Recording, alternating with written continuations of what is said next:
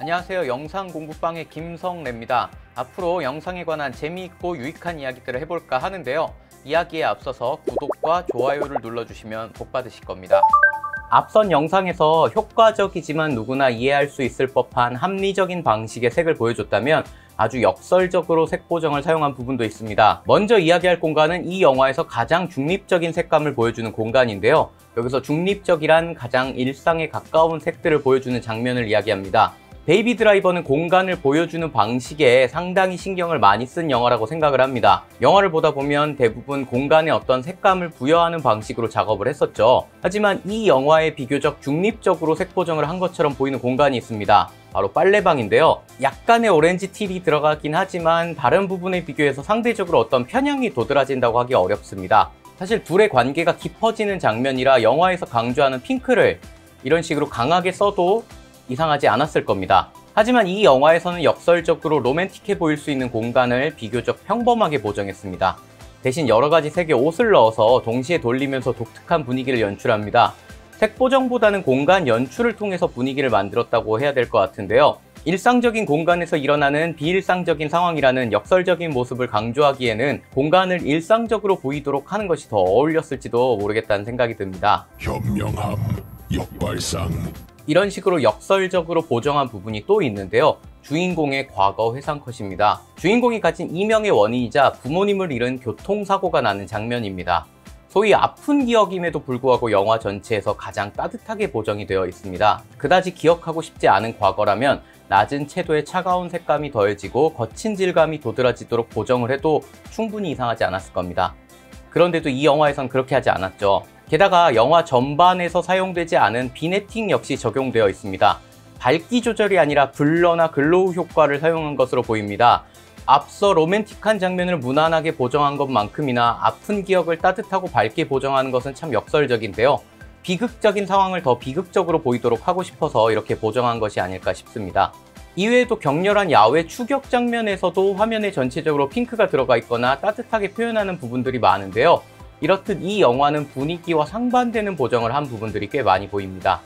일상적이고 평범한 삶을 살고 싶어하는 주인공과 그를 둘러싼 전혀 평범하지 않은 일상부터 시작해서 말을 하고 싶어하지 않는 주인공과 말을 할 수 없는 벙어리 아버지, 한 팀이지만 서로를 신뢰하는 것보다는 이익만을 위해서 모인 집단, 증권맨이지만 강도가 되었고 가장 이해해주는 줄 알았는데 최종 보스가 되는 인물과 이용하는 줄만 알았는데 나중에 자기 목숨까지 버려가면서 도와주는 인물 등등, 이처럼 이 영화는 굉장히 역설적인 인물들과 상황들이 나오는 편입니다. 이런 부분들을 표현하려고 일부러 역설적인 보정 방식을 사용했을 수도 있지 않을까 하는 생각이 듭니다. 어차피 남에게 나를 이해시킬 생각은 없다.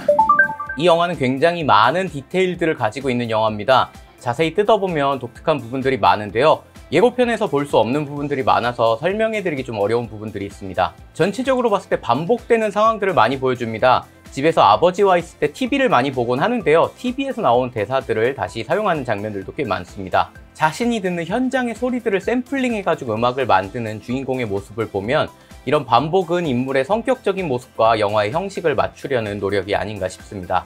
정녕 그러길 바랄 수밖에. 여기서 자세하게 보여드릴 수 없어서 아쉽지만 이 영화는 리듬감을 잘 보여주는데요. 이런 리듬감이 잘 살아있는 편집은 에드가 라이트 감독의 다른 영화에서도 찾아보실 수 있습니다. 베이비 드라이버의 초반 추격신에서도 이런 모습들이 잘 드러나는데요. 각 컷에서 나오는 소리를 리듬악기 쓰듯이 쓰는 것들을 보실 수 있습니다.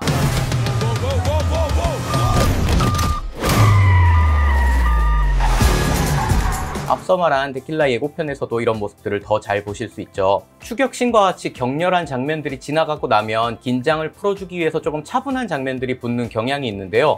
이 영화에서는 오프닝 타이틀과 함께 주인공이 커피를 사러 가는 3분이 조금 안 되는 롱테이크가 이어집니다. 이 부분이 노래와 같이 진행되는데요. 노래 가사에 맞춰 움직이거나 노랫말을 그래피티를 포함한 다양한 방식으로 화면에서 보여주기도 합니다. 어떤 분이 친절하게 정리를 해두셨는데요. 3분이 안 되는 동안 이렇게 많은 요소들이 숨어있는 것들을 보실 수 있습니다. 개인적으로는 데보라를 발견하기 전에는 그래피티에 있던 하트가 검은색이다가 데보라를 발견하고 빨간색이 되는 것이 인상 깊었습니다. 이런 식으로 이 영화는 숨겨서 이야기하는 부분들이 많은 편입니다. 감독이 이전에 만든 새벽의 황당한 저주부터 시작해서 패러디 같은 요소들을 많이 넣는 감독인지라 소소한 재미들을 찾아보실 수도 있습니다. 색상을 사용함에 있어서 또 재밌는 부분들을 보실 수 있는데요.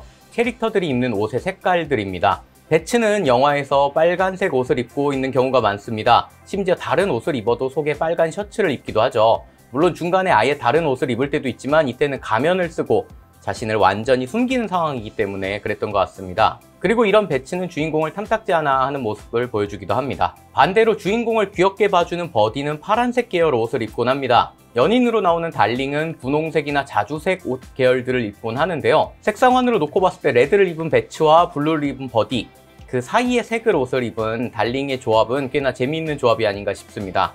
색상으로 놓고 보면 세 가지 모두 최대 채도를 낼 때 어두운 색에 속하는 편이죠. 이런 부분들을 고려하면 색의 조합을 되게 신경을 많이 쓴 것이 아닌가 싶기도 합니다. 엑셀렌트! 한편으론 캐릭터의 성격이 바뀐 다음에 보이는 화면도 재미있는데요. 달링을 잃고 주인공에게 복수하려고 하는 버디의 차 안은 붉은 조명으로, 바깥에서 궁지에 몰린 주인공에게는 버디가 탄 차에서 나온 불빛으로 인해서 파란 화면이 되는 것 역시 갈등을 시각적으로 잘 표현한 장치라고 생각합니다. 예고편에선 끝까지 나오지 않지만 왼쪽에 이 장면 뒤에 저 파란 차가 책상 아래로 떨어지는데요. 영화에서는 그 뒤에 파란 차를 운전하게 되면서 배츠가 죽고 달링도 죽게 됩니다. 앞선 장면이 주인공이 궁지에 몰렸을 때 파란색을 보여주고 흑화되는 버디의 옷 색깔도 파란색 계열인 걸 보면 이 영화에서 파란색은 부정적인 의미로 쓰이는 경향이 있는 것 같습니다. 주인공의 옷 색깔에 대해서도 감독인 에드가 라이트가 했던 말이 있는데요. 양면적인 특징을 가지고 있는 것들을 보여주기 위해서 블랙 앤 화이트로 구성된 옷을 입혔다고 합니다. 특히나 내면의 착함을 보여주기 위해서 흰 티셔츠를 입고 있었다고 하는데요. 배츠도 죽이고 버디가 자신을 죽이려고 하는 상황에서 마음속에 변화가 생기고 이런 부분들은 회색의 티셔츠로 보여준다고 합니다. 거기에 피가 묻어있는 것들도 보실 수 있죠. 일할 때 항상 쓰던 선글라스의 한쪽 알이 빠진 것도 이런 부분들을 보여주는 장치라고 합니다. 이렇듯 이 영화에서는 여러모로 감춰진 부분들을 찾아가는 재미가 있습니다. 한 번에 이런 부분들을 찾아내기가 쉽지가 않은데요. 여러 번을 봐도 볼 때마다 새로운 것들을 찾아볼 수 있다면 그건 역시 이 영화를 보는 재미가 아닐까 싶습니다. 어제는 봤지만 오늘은 모르겠어. 이번 영상에서도 만들어본 LUT가 있는데요. 이번에 올려드리는 LUT는 베이비 드라이버의 화면에서 따온 LUT라기보다 이 영화를 보면서 제가 임의로 만들어본 핑크가 살짝 도드라지는 LUT입니다.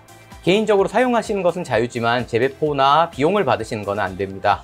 그럼 오늘은 여기까지 해보기로 하고요. 저는 다음 영상에서 찾아뵙겠습니다.